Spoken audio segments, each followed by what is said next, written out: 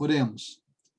Pai, em nome de Jesus, nós nos reunimos nesta hora, mais uma vez, através deste meio virtual, para estudar um pouco mais da Tua Palavra nessa série de estudos sobre o panorama bíblico, uma visão superficial de cada livro. Pedimos que o Senhor abra o nosso entendimento e que o Senhor fale conosco. Mas hoje nós iniciamos o livro de Êxodo. Pedimos que o Senhor nos direcione, nos guarde e que o Senhor esteja presente conosco, em nome de Jesus. Amém.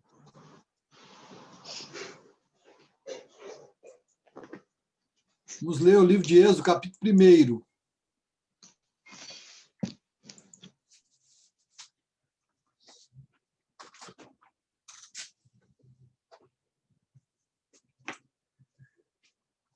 Êxodo 1:1.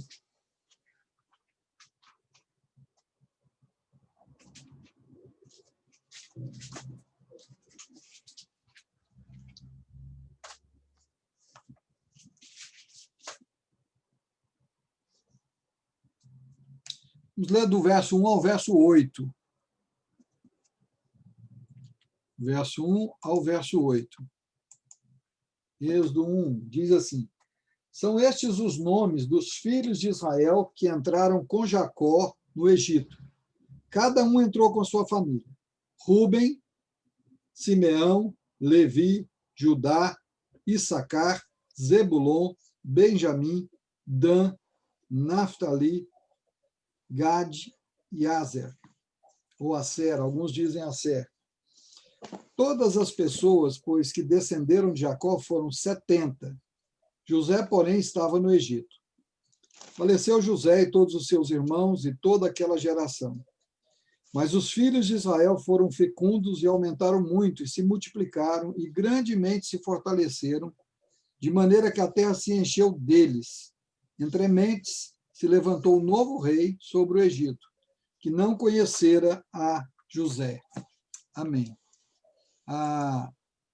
O livro de Gênesis termina falando da morte de José. Então, a história de José, dos patriarcas, vai até o livro de Gênesis.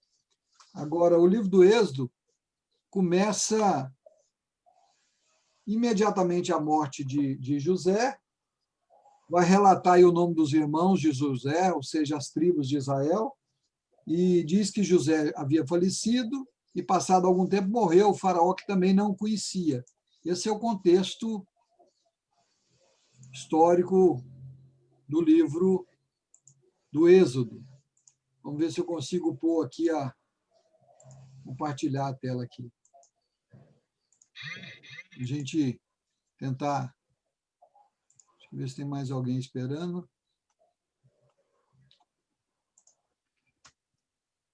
Então, hoje nós vamos tentar dar uma introdução no livro do Êxodo. Êxodo é o título que é a primeira expressão hebraica, é Ileshamot, que quer dizer, esses são os nomes. Na verdade, se vocês verem, o são, os, está entre parênteses, porque não existe o verbo ser em hebraico. Literalmente seria Eleshemot, estes nomes. Então, o Êxodo começa com as palavras, são estes, pois, os nomes, enumerando aqueles da família de Jacó que desceram do Egito para estar com José no fim do Gênesis. O Egito, ele é muito importante na história de Israel, e principalmente no livro do Êxodo. Nós vamos ver que Deus manda o povo para o Egito quase que como uma proteção, onde ele está levando uma família, não mais um único homem, agora uma família, um grupo familiar, um clã que vai se transformar numa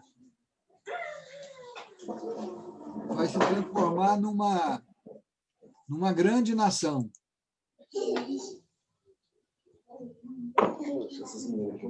Então, o Gênesis tem o Egito tem esse papel de ser quase que uma barriga de aluguel para a nação de Israel. Esse segundo livro do Pentateuco registra, então, a fuga dos israelitas do Egito e termina quando a nuvem do Senhor, que conduziu o povo durante todo o tempo no deserto, desce sobre o tabernáculo recém-construído. É muito interessante a relação entre o Gênesis e o Êxodo. Ela se parece um pouco com a relação entre o Antigo e o Novo Testamento.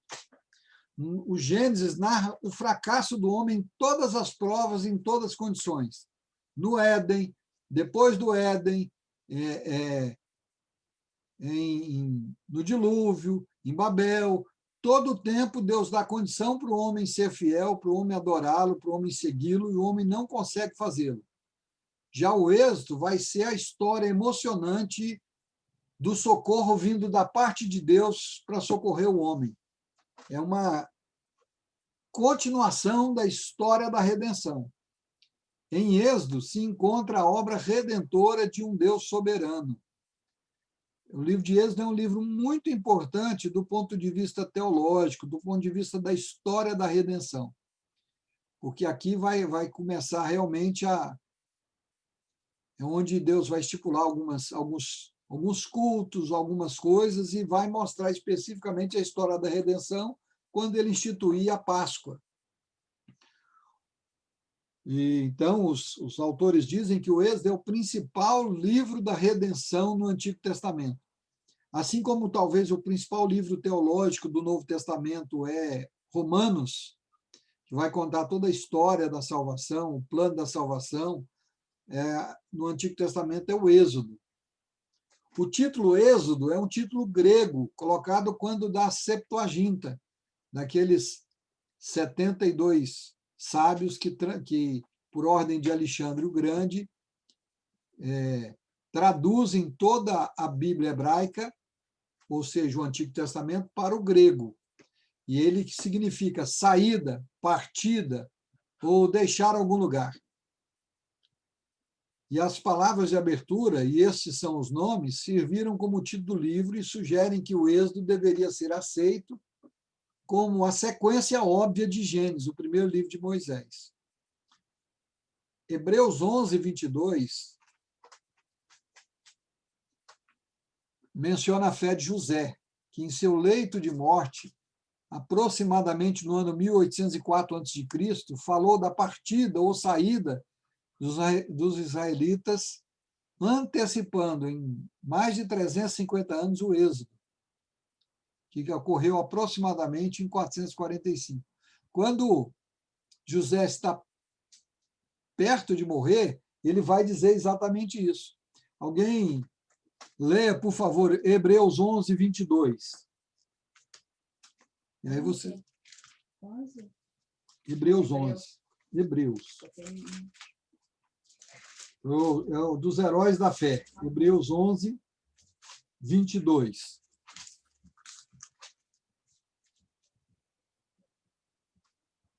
Pela fé, Moisés, apenas nascido, foi ocultado por seus pais. Não, aí você está lendo 23, é o 22. Pela fé, José, próximo do seu fim, fez menção do êxito dos filhos de Israel, bem como deu ordens quanto aos seus próprios ossos. Quer dizer, pela fé, José fala que eles iriam voltar para a terra prometida e que não era para deixar os ossos dele lá no Egito, era para levar com eles. E o autor aos Hebreus também registra isso. A saída de Israel do Egito, isso aqui é extremamente importante, é um fato histórico e dominante em todo o livro do Êxodo. Isso tem comprovações arqueológicas, muitas comprovações arqueológicas desse fato. Então, é um fato, é um momento histórico. O Êxodo também é o registro do nascimento da nação de Israel. A nação, e aí vale a pena a gente lembrar um pouquinho, Deus chama um homem, Adão, Adão peca, aí Deus segue mais um pouco, vai chamar, aí chega no dilúvio, ele destrói a humanidade, depois em Babel ele confunde as línguas, e aí em Gênesis capítulo 12 ele vai chamar um homem Abraão para chamar, através dele, uma família. Aqui no Êxodo, essa família vai se transformar numa nação. Ou seja, dentro de um ventre protetor do Egito, a família judaica de 70 pessoas se multiplica numa grande multidão. No devido tempo, acompanhado de severas dores de parto, essa infame nação, somando entre 2 e 3 milhões de pessoas, é conduzida para fora e divinamente protegida e alimentada e educada. Nós temos que entender que demorou muito tempo, 430 anos no cativeiro, mas para deixar de ser um povinho, um clã de 70 pessoas, quando sai do Egito, é algo em torno de 2 a 3 milhões de pessoas.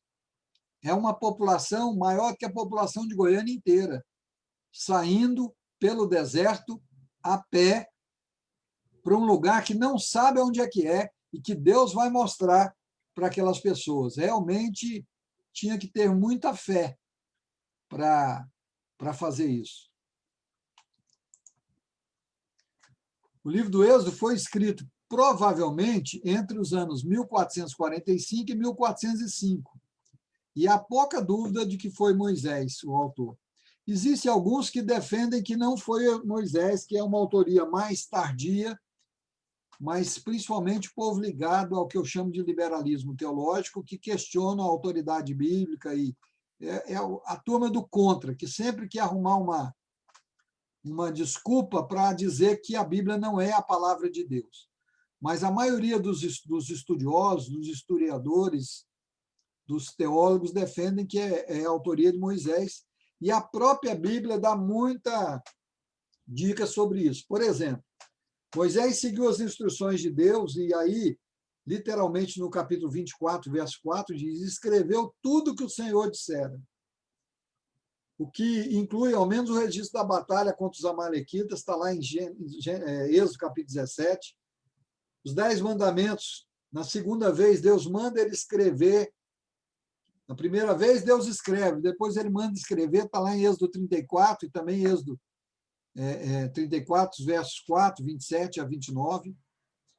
Escreve também no livro da Aliança, Êxodo 20, Deus manda ele escrever. E é muito tempo que o livro de Êxodo é atribuído a Moisés, desde o tempo de Josué. Ou seja, desde quando o povo ainda está na caminhada, já se entendia que o livro era de autoria de Moisés ou mosaica. O Antigo Testamento também atesta isso em várias referências, eu estou colocando algumas aí, depois eu vou disponibilizar os slides para você. Josué 1:7, Josué 8, 1 Reis 2:3, 2 Reis 14, Neemias também atesta que é o Êxodo escrito por Daniel, por Moisés, Daniel 9, Malaquias 4:4. O Novo Testamento também vai atestar a autoria mosaica, citando, por exemplo, Êxodo 3:6 como parte do livro de Moisés, está lá em Marcos 12, atribuindo Êxodo 13:2 a lei de Moisés, que também é chamada lei do Senhor, conforme Lucas 2, conferindo Êxodo 20 e 21 a Moisés, Marcos 7, imputando a lei a Moisés, e o próprio Jesus declara especificamente que Moisés escrevera a respeito dele.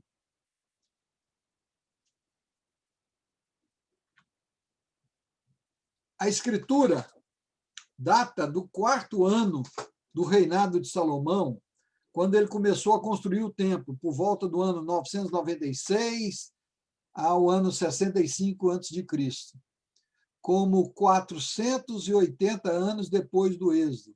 Quer dizer, quase 5 séculos depois da saída do Egito, agora já está no 3º rei de Israel, Salomão está construindo o templo. Olha o que diz o texto aí de 1 Reis 6:1.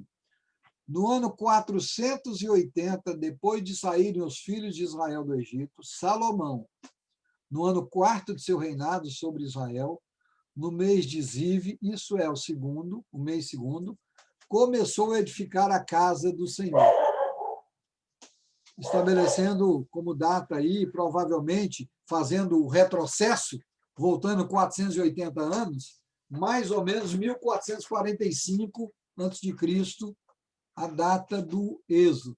É importante a gente lembrar que essa questão de data, ela não é 100% precisa. A maioria dos historiadores dizem que a partir do reinado de Davi as datas são precisas. Anteriormente são calculadas, como eu estou citando aqui. Descobre aí esse texto que fala de 480 anos, retrocede para ter mais ou menos uma ideia da época do Êxodo. Mas há muito problema, principalmente no livro de Juízes. Se você somar todas as datas do livro de Juízes, vai dar muito mais. Mas é porque os juízes, nós vamos estudar isso quando chegar lá, aqueles juízes eram localizados em algumas regiões de Israel, não era no reino todo. Jefté, por falar em juízes, observou que naquele tempo, ou seja, no tempo de Jefté, Israel ocupava Hesbom há 300 anos. Então já tinha bastante tempo que Israel estava ali. O material geral do livro de Moisés, do livro do Êxodo, é um material autenticamente histórico. Ele narra histórias, que narra o momento histórico da saída do povo hebreu do Egito, onde haviam entrado, se multiplicado, durante um período de cerca de 400 anos. Eles ficaram 430 anos no Egito.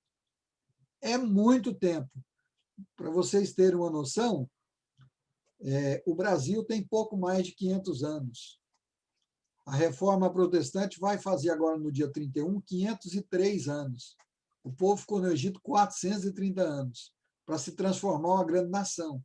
Então, o povo que sai do Egito, e isso a gente precisa ter em mente a partir da próxima aula, é um povo pacato, medroso e acostumado apenas à servidão. Aquela geração que está saindo nunca teve liberdade, a vida inteira foi escrava. O povo já está sem... E um povo sem terra, sem pátria, é um povo sem identidade. E uma das promessas de Deus para Israel era que eles teriam uma terra. Então, você imagina um povo que viveu 4 séculos longe da sua terra. Gerações e gerações que ouviam as histórias de Abraão, de Isaac, de Jacó, da terra em que eles habitaram, das promessas de Deus, e nada se cumpria. 430 anos e o povo ainda nessa situação. Quando Deus levanta Moisés, imagina o desafio para esse povo acreditar naquilo que Moisés estava falando. Porque Moisés viu Deus, o povo não. Moisés teve um encontro real com ele. Viu no sentido de ter um encontro com ele. O povo não. E o povo estava acostumado a ouvir as histórias, mas não ver nenhuma manifestação de Deus. Porque quando a gente está em luta, em dificuldade, às vezes a gente não tem a impressão que Deus abandonou a gente, que Deus se esqueceu da gente. Tem dia que a gente não fica pensando assim, mas será que Deus até esqueceu de mim? A luta está tão grande, está tão pesada. Você imagina um povo que a vida inteira viveu como escravo, debaixo da chibata. É muito tempo. E essa história narrada não se detém apenas na saída, mas vai nos conduz o leitor à teofania, à manifestação da presença de Deus no Monte Sinai, para acompanhar em detalhes como Deus revela a sua lei a Moisés, como ele vai revelar a questão do tabernáculo, do culto e tantas coisas mais. Porque o nosso Deus é um Deus que se revela. O livro do Êxodo é riquíssimo em revelações. Nós até passamos esses aí uns 3 domingos estudando sobre o tabernáculo, pregando sobre o tabernáculo, e estão cheios de detalhes que Deus passa para Moisés para passar para o povo. Pensando mais abrangentemente, um título bem abrangente para o livro do Êxodo seria Saindo com Propósito. Eu gosto dessa ideia, porque o povo está deixando o Egito com um propósito muito específico. E muitas vezes é feito a analogia da saída do Egito para a nossa saída do mundo, da escravidão do pecado. E isso tem fundamento na história do Êxodo, e nós vamos ver ao longo dessas semanas. A narração do livro estabelece uma ordem dos eventos ligada à saída propriamente dita do Egito e dos eventos ligados à caminhada até o Sinai, o recebimento da palavra da lei e da construção da tenda da congregação com o tabernáculo e a Arca da Aliança. Vai seguir uma lógica essa narrativa. O livro encerra demonstrando que os propósitos de Deus acabam sendo satisfeitos e ele enche o tabernáculo com a nuvem da sua presença. É muito interessante. Gênesis termina com a derrocada do homem, com a morte de José, termina no velório. Êxodo termina com a presença de Deus descendo sobre o tabernáculo. Percebe a diferença de como um termina e o outro termina? Um termina o povo triste, chorando a morte. No outro, termina com a grande presença de Deus. A ideia da restauração mesmo. Estamos caminhando para o fim da aula de hoje. Há dois temas básicos no livro de Êxodo, e é importante a gente entender isso e eles se entrelaçam. O primeiro é o tema da redenção. Vai ser delineado em todo o livro, mas especialmente no evento da Páscoa. Depois nós vamos ver ele detalhadamente. E o segundo é o livramento, que vai sendo delineado em todo o livro de Êxodo. O livramento do Egito, o livramento da escravidão, da servidão. Então, são dois eventos, dois temas extremamente importantes que estão entrelaçados no livro do Êxodo. Olha o que diz Êxodo 6:6. Portanto, dize aos filhos de Israel: eu sou o Senhor, e vos tirarei de debaixo das cargas do Egito, e vos livrarei da sua servidão, e vos resgatarei com braço estendido e com grandes manifestações de julgamento.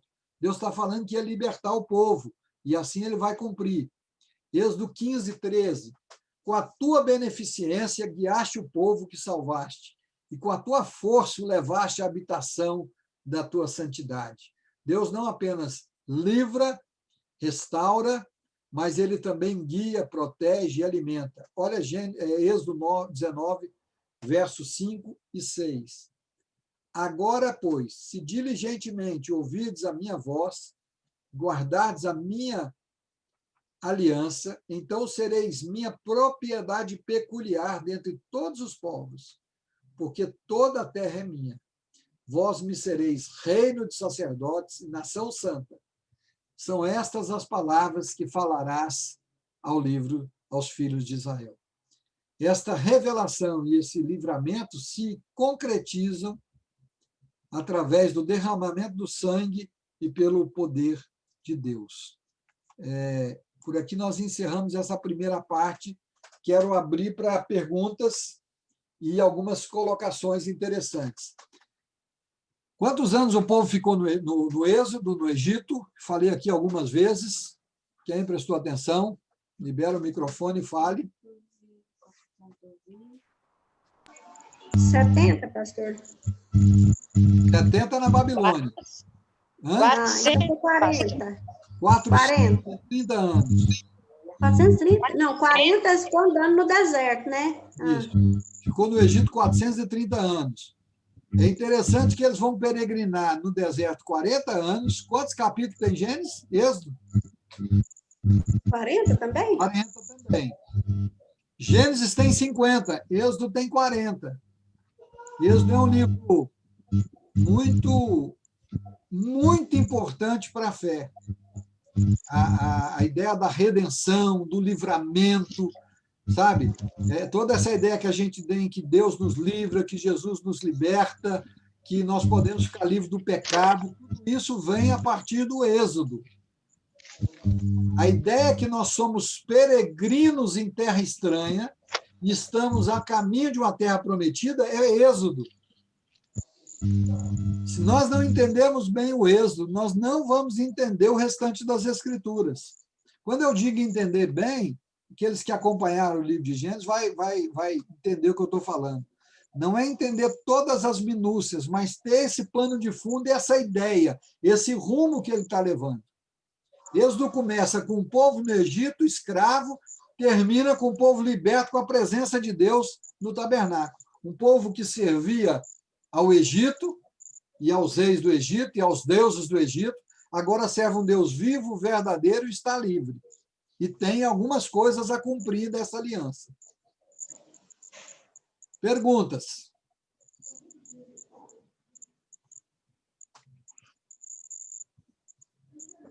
Pastor, tem uma colocação só. Pois Assim, não. não é bem uma pergunta, não, mas eu estava aqui lembrando da minha mãe falar que o costume do cachimbo entorta a boca. Aí eu fiquei lembrando do pessoal lá do Egito, né? Eles ficaram tanto tempo no Egito, vendo adoração aos deuses, que chegou lá no deserto, fez o bezerro de ouro para adorar, né? Então, é uma cultura que ele trouxe de lá, né? E não era para ser, porque era povo de Deus, né? Poucos meses depois de sair do cativeiro. Pois é. No Egito, eles tiveram contato com essa idolatria, com essa quantidade de deuses. E isso só vai sair da história de Israel lá na frente, no cativeiro babilônico. Durante toda a história, até o final do cativeiro babilônico, o povo de Israel é um povo idólatra. E a Bíblia muitas vezes chama essa idolatria de prostituição espiritual. E é interessante quando a gente estuda as Escrituras, a gente vê que a depravação moral, a prostituição, e eu estou falando sexual mesmo, está muito ligado à idolatria. Quando um povo é muito idólatra, muito ligado a essas coisas, é onde tem o maior depravação moral. No caso do Brasil, por exemplo, é notório que a depravação moral no Nordeste. Nas praias do Nordeste, o turismo sexual é absurdo. Por quê? Por causa da idolatria. No próprio Rio de Janeiro. Isso tem muito a ver com o que a Bíblia ensina.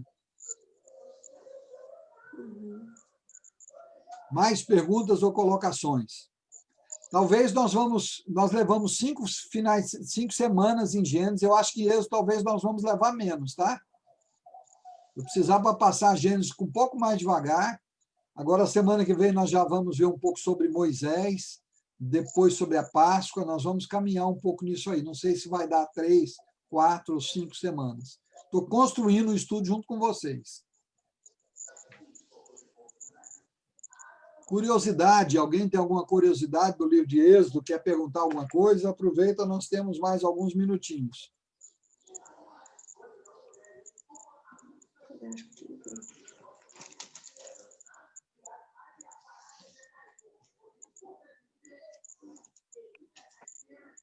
Essa numerologia de tempo que eles ficaram cativos no Egito tem algum significado? Não há assim, uma ligação entre o tempo que ficaram no Egito e algo espiritual, como alguns tentam dizer. Na verdade, mais próximo disso é você pensar em 10, 11 gerações, que era mais ou menos um múltiplo de 40 anos. O povo vai ficar 430 anos no Egito e vai ficar 400 e poucos anos na Terra Prometida antes do cativeiro babilônico. 490, para ser mais preciso. Porque depois eles vão para o cativeiro 70 anos, porque não deixaram a terra descansar. Mas não há nada assim, a não ser na cabala judaica, que tem essa espiritualização desse tempo. Eu tenho muito cuidado com isso, porque senão a gente entra numa numerologia meio perigosa, quase uma astrologia. Mas assim não há nenhum indício bíblico disso, desse tempo com alguma outra coisa espiritual. Alguns números que vão se repetir, e nós vamos ver semana que vem, por exemplo, Moisés passa 40 anos na corte de Faraó, 40 anos no deserto e 40 anos dirigindo o povo. Mas, ou seja, primeiro ele foi treinado em toda a sabedoria, 40 anos, depois ele passa 40 anos no deserto para que Deus mudasse toda aquela história, toda a sua crença, tudo aquilo que ele via, todo aquele benefício que ele teve, agora ele ia aprender a ser um novo homem, talvez apontando para o que Paulo fala em 2 Coríntios, que quem está em Cristo é nova criatura. Assim como Paulo teve que rever a sua teologia, Moisés vai rever toda a sua história. Ele estava no palácio, vivia de benécias, de hierarquia, de repente ele está no deserto, por fim está sendo funcionário do seu sogro, numa situação muito mais paupérrima, e aí quando ele está achando que não tem valor nenhum, é a hora que Deus manifesta para ele, e aí depois ele já foi moldado a obedecer, e agora ele vai obedecer a Deus e caminhar com Deus por 40 anos. ainda assim eles obedecem a Deus e não entram na terra prometida. Tanto que Deus é generoso conosco, né, pastor? Porque Moisés, se a gente observar assim, o que ele fez demais, né? É a desobediência, né? Tocou na rocha, foi impedido de entrar na terra prometida. E a gente hoje, né? Quantas Verdade. coisas a gente não faz piores do que isso que Moisés fez? A gente Deus reclama é generoso. tanto. Você imagina a situação de Moisés. Quando você é pobre e prospera, melhora de vida. Por exemplo, a maioria de nós aqui melhorou de vida. Eu lembro da minha infância, por exemplo, a gente, quando não tinha kisuke, punha papel de seda na água e misturava com açúcar para tomar o suquinho. Quando a carne, quando tinha, era contado. Eu lembro na adolescência, de partir pão medindo para poder dar para todo mundo. Hoje a gente tem fartura, houve uma melhora. É muito mais fácil conviver com a melhora do que com o retrocesso. Imagina o caso de Moisés, de Paulo, acostumado na hierarquia, na fartura, respeito. Moisés era praticamente adorado, ele era como o herdeiro do trono. De repente, é um renegado, perseguido, procurado por assassinato, passando fome e sede no deserto. Mas aí é que Deus vai moldar o seu caráter. E a gente não quer sofrer. Ninguém quer sofrer. Quer não. Mas Deus precisou moer Moisés para fazer dele o homem mais manso da terra. No Egito ele não é manso. Tanto é que ele assassina um egípcio. Na mão. Ele mata um egípcio. Deus vai pegar esse homem violento, mandão, arrogante e transformar num homem manso.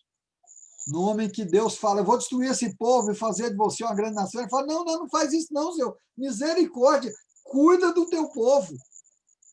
Com certeza, se fosse alguns anos antes, ele vai falar, manda fogo logo, destrói esse povo tudo, que eu não aguento mais esse povo. É impressionante como que Deus vai fazer essa transformação. E é assim que ele faz conosco. Muitas vezes o sofrimento vem para Deus poder moldar o nosso caráter. Verdade. É verdade que muito sofrimento nós buscamos, nós achamos eles, nós vamos atrás deles. Mas muitos Deus permite chegar até nós, porque Ele tem algo para fazer no nosso caráter. Ele precisa aparar, tirar algumas arestas da nossa vida. Verdade. Mais alguma pergunta? Pode fazer, Elbio. Faz a pergunta.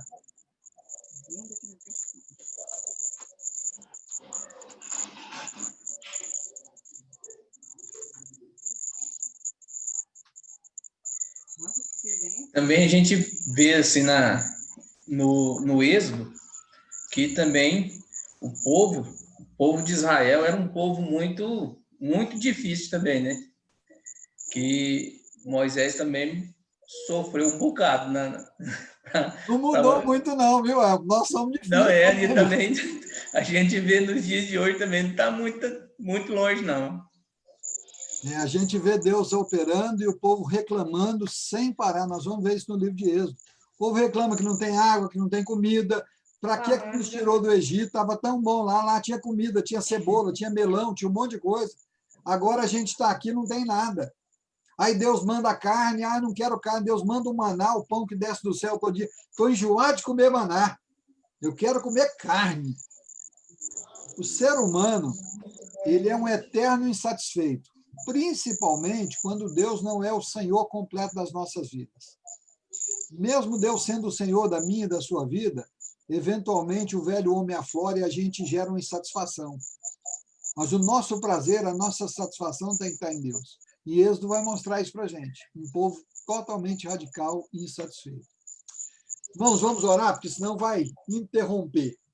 Eu vou mandar para vocês depois a última de Gênesis e depois eu mando essa também de Êxodo, tá bom? Obrigado a todos, vamos orar. Pai, queremos agradecer ao Senhor pela tua palavra, que esse tempo que vamos passar estudando o livro de Êxodo seja extremamente edificante, desafiador, que nos leve a estar mais próximos de Ti. É assim que nós oramos, agradecidos, em nome de Jesus. Amém. Obrigado, meus irmãos, minhas irmãs. Deus abençoe a todos. Marcela, muito bom ter você conosco. O prazer é meu, pastor. Que bom. Deus abençoe vocês. Domingo nós Amém. continuamos com a série dos 5 solas, tá? Fiquem todos com Deus.